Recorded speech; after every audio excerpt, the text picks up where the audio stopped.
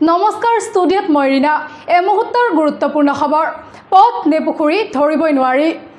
মেৰামতিৰ অভাৱত জৰাজীৰ্ণ অৱস্থা হৈ পৰিছে কলিয়াবৰৰ বৰগুলিৰ এটা ব্যস্ত পথ।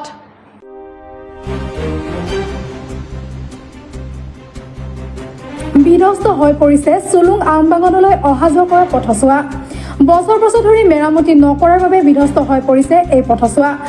বৰগুলি বজাৰৰ পৰা আমবাগান লাওখোৱা সংযোগী পথৰ দুৰৱস্থা। এজাক বৰষুণতে একাঠু পানী হয়। আচলতে পথ নে পুখুৰী ধৰিবই নোৱাৰি। পথৰৰ দুৰৱস্থাৰ বাবে বছৰ বছৰ ধৰি দুৰ্ভোগ ভুগিবলগীয়া হৈছে। স্থানীয় প্ৰশাসন বা জনপ্ৰতিনিধিয়ে পথটো উন্নতি বা মেৰামতি কৰিবৰ কাৰণে আজিলৈকে কোনো ব্যৱস্থা গ্ৰহণ কৰা পৰিলক্ষিত হোৱা নাই। বৃহত্তৰ বৰগুলিৰ অঞ্চলৰ স্কুল কলেজীয়া ছাত্ৰ ছাত্ৰীসকলে যথেষ্ট অসুবিধাৰ সন্মুখীন হ'বলগীয়া হৈছে। শীঘ্ৰে পথছোৱা মেৰামতিৰ দাবী ৰাইজৰ।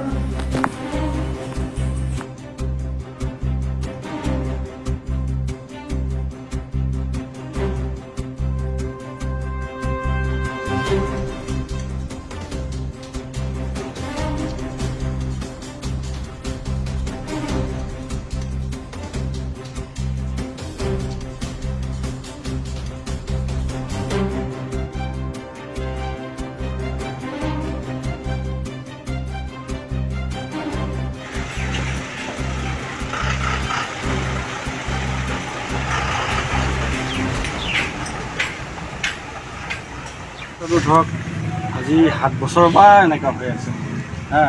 আমি যিহেতু ইমান দল আছে, ইমান সংগঠন আছে, এইবিলাকত ইমান কৈ আছোঁ, লিডাৰবিলাকত কৈ আছোঁ যে আমাৰ ৰাস্তাটো ঠিক হ'ব লাগে। আমিতো চৰকাৰৰ পৰা কোনো একো বিচৰা নাই।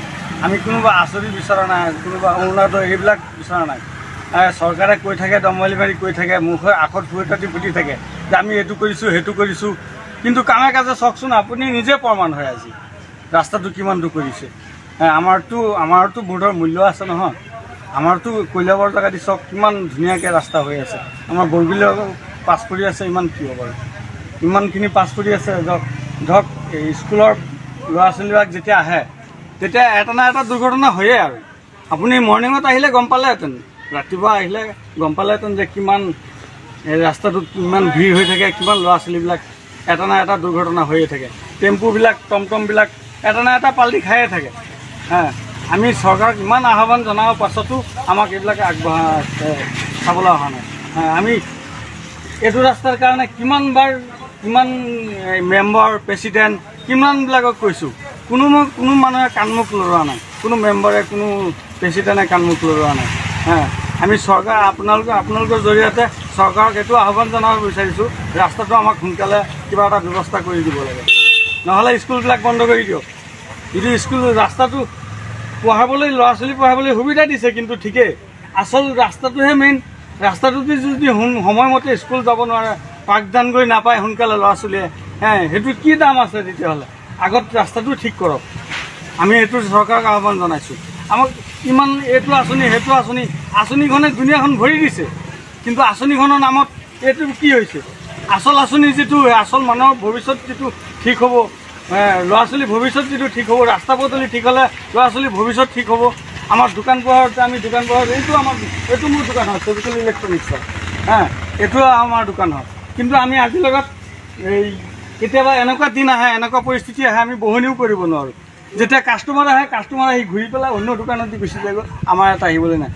আপুনিও নাহিব বোকাত, এইটো ক'ত যাম? কিন্তু এনেকুৱা পৰিস্থিতিত আমি ভুগি আছোঁ। ইমান মানুহ আছে, ইমান মানুহ থকা স্বত্বেতো এই ৰাস্তাটোৰ কাৰণে কোনো কাণমুখ নলগায়। আমাৰ মন্ত্ৰীবিলাকে, আমাৰ হেৰিবিলাকে মুখত ইমান আঁচনিৰ কথা কৈ থাকে, কিন্তু এবাৰো এইটো ৰাস্তাৰ কথা কোনো এটা লিডাৰে, কোনো এটা প্ৰেচিডেণ্টে, কোনো এটা হেৰিয়ে এই ৰাস্তাটোৰ কাৰণে কোনো মাত নামাতে। আমি সেইটো চৰকাৰক আহ্বান জনাইছোঁ, আপোনাৰ জৰিয়তে, আপোনালোকৰ নিউজৰ জৰিয়তে যাতে ৰাস্তাটো সোনকালে হ'ব লাগে।